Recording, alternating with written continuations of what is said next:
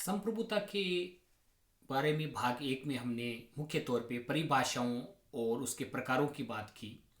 भाग दो में हम संप्रभुता के लक्षणों के बारे में बात करेंगे कि संप्रभुता के मुख्य लक्षण कौन कौन से हैं। तो सबसे पहले संप्रभुता की परिभाषाएं हम पढ़ चुके हैं। अब संप्रभुता के जो लक्ष्य हैं, लक्षण हैं, उनकी बात हम करेंगे। तो संप्रभुता के कौन कौन से लक्षण हमें नजर आते हैं। अलग अलग विद्वानों ने इसमें कुछ भेद भी किया है। सबसे पहला लक्षण पूर्णता। संप्रभुता पूर्ण व असीम शक्ति है जो किसी दूसरी शक्ति पर आश्रित नहीं है।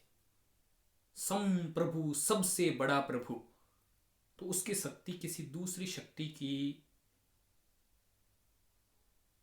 सहायता की मोहताज नहीं होती।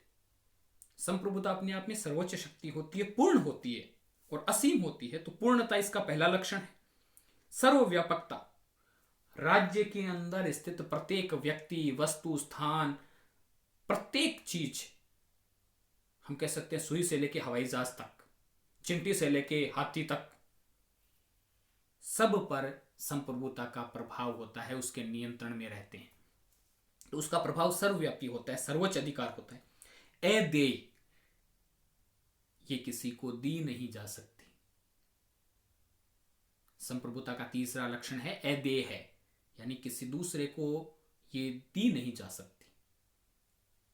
अब इस पे कई बार विवाद होता है कि एक राजा के निधन के बाद प्राचीन समय में राजतंत्र में उसका पुत्र राजा बनता था, तो इसका अर्थ यह हुआ कि राजा ने अपने राजपुत्र को, अपने युवराज को संप्रभुता दे दी, लेकिन असल में ये नहीं है। संप्रभुता राजा ने नहीं दी। संप्रभुता कहां थी? उच्च राजा की सीट पे। जो व्यक्ति उस सीट पे बैठेगा वो संप्रभु होगा। चौथा लक्षण है स्थायित्व।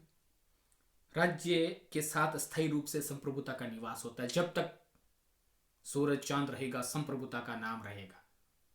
यानी जब तक राज्य जीवित रहेगा, संप्रभुता विद्यमान रहेगी स्थायी रूप से। अविभाज्यता। संप्रभुता के टुकड़े नहीं की जा सकते कि आधा तू ले ले, आधा मैं ले लूं। अब एक कल्पना कीजिए आप कि भारत और पाकिस्तान का विभाजन हो गया 1947। तो क्या हम ये कह सकते हैं क्या कि संप्रभुता आधी तो पाकिस्तान के पास चलेगी, आधी भारत के पास? नहीं।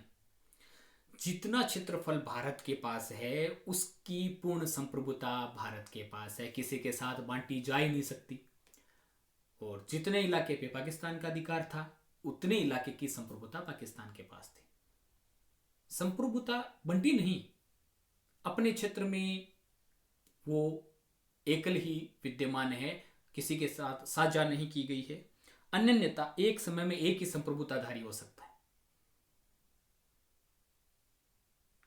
कई बार होता है कि क्रांतियां वगैरह होती है,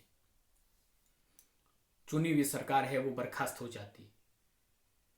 तो क्या इसका अर्थ ये हुआ कि एक तरफ तो जिन्होंने क्रांति की है वो संप्रभुताधारी हो गए, दूसरी जो चुनी हुई सरकार जिसे बर्खास्त किया गया वो संप्रभुताधारी हो गई? नहीं। जब तक चुनी हुई सरकार विद्यमान है, उसका देश पे नियंत्रण है, वो संप्रभु है। अगर बाय द वे किसी क्रांति से वो हट गई तो जिस सत्ता ने उसका स्थान लिया है वो संप्रभु हो गई। एक समय में दो संप्रभु नहीं हो सकते। अब अपने राजनीतिक शास्त्र में कई बार आता है कि संप्रभुता के कई और भी प्रकार आते हैं। नाम मात्र की संप्रभुता जैसे भारत में राष्ट्रपति के पास है, और वास्तविक संप्रभुता प्रधानमंत्री महोदय के पास है। राष्ट्रपति राष्ट्र के प्रमुख है, प्रधानमंत्री सरकार के प्रमुख है। वैधानिक संप्रभुता, कानून निर्माण की सर्वोच्च शक्ति जिसके पास हो उसे वैधानिक संप्रभुता प्राप्त होती है। राजनीतिक संप्रभुता जनमत के आधार पर, जनमत का समर्थन जिसको होता है। विधिक संप्रभुता कानून के आधार पर, और तथ्य तय संप्रभुता वास्तविक शक्ति के आधार पर। अक्सर इन दोनों का प्रयोग जहां क्रांति होती है या सत्ता में उलटफेर होता है वहां किया जाता है।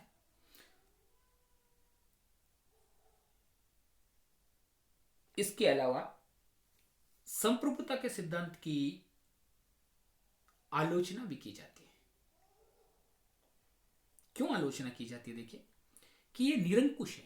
जब हम ये कहते हैं संप्रभुता किसी भी सत्य से अधीन नहीं है, किसी पे आश्रित नहीं है, अपने क्षेत्र में सर्वोच्च है, तो कहीं ना कहीं यह भी उसके साथ जुड़ जाता है कि हो सकता है वो निरंकुश बन जाए, निरंकुशता की संभावना बनी रहती है। और लोकतंत्र की दृष्टि से एकल संप्रभुता है वो थोड़ी अनुपयुक्त मानी जाती है। इसी कारण आने वाले समय में बाद में विद्वानों का एक वर्ग संप्रभुता की दूसरी अवधारणा के समर्थन में आया, और वो थी बहुलवादी संप्रभुता। एडी लिंड से, अर्नेस्ट बार्कर, ह्यूगो क्रेब, ड्यूगी, लास्की, मैकाइवर, ऐसे कई नाम हैं। लिंड से लिखते हैं, प्रभु सत्ता संपन्न राज्य का सिद्धांत धराशायी हो चुका है, आज कोई राज्य संप्रभु नहीं है। उन्होंने अपने कथन के समर्थन में कुछ तथ्य रखे,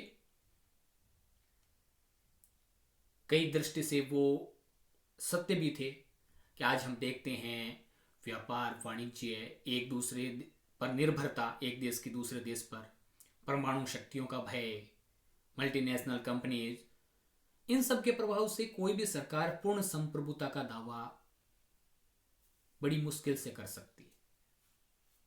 साथ ही साथ देश के अंदर की घटनाओं के कारण भी जो गठबंधन सरकार वगैरह होती है, तो वो भी आंतरिक रूप से पूर्ण संप्रभु होने में अपने आप को हम कह सकते हैं थोड़ी सी कमजोर पाती है। बार्कर ने लिखा है, प्रभु सत्ता संपन्न राज्य की मान्यता निर्जीव व निरर्थक हो गई है। ह्यूगो क्रेब ने लिखा है, प्रभु सत्ता की धारणा को राजनीतिक सिद्धांत के विचार क्षेत्र से निकाल देना चाहिए। अब इन्होंने बहुलवादी सिद्धांत के कुछ तथ्य गिनाए हैं। राज्य की एक ही निश्चित इच्छा नहीं हो सकती।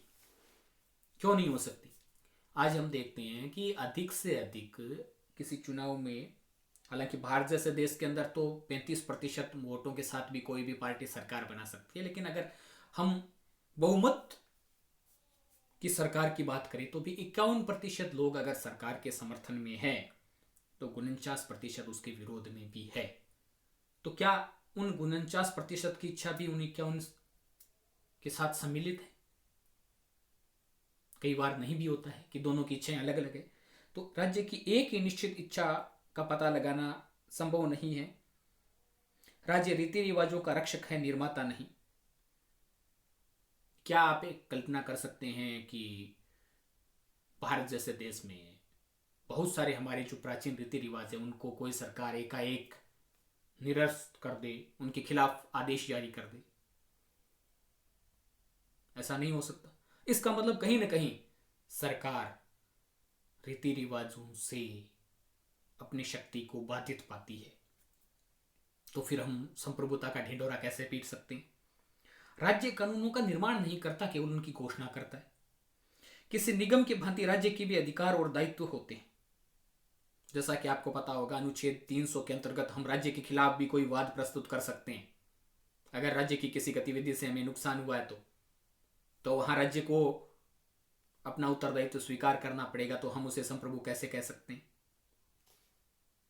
राज्य अन्य मानव संगठनों के आंतरिक मामलों का नियमन नहीं कर सकता। जैसे भारत में भी यथासंभव धार्मिक मामलों के नियमन से राज्य को बाहर रखा गया है, जब तक अत्यंत आवश्यक न हो समाज कल्याण की दृष्टि से। लोकतंत्र की दृष्टि से बहुलवादी सिद्धांत जो संप्रभुता का है वो अधिक उपयुक्त है। अब इस सिद्धांत की भी दो कमियां हैं। यह राष्ट्रीय एकता और सुरक्षा के समक्ष संकट पैदा करता है, क्योंकि फिर यह देश के अंदर संप्रभुता के कई केंद्र स्वीकार करता है और इससे एकता अखंडता की भावना कमजोर हो सकती है। अव्यवस्था और अराजकता का जनक भी इस सिद्धांत को कहा जा सकता है।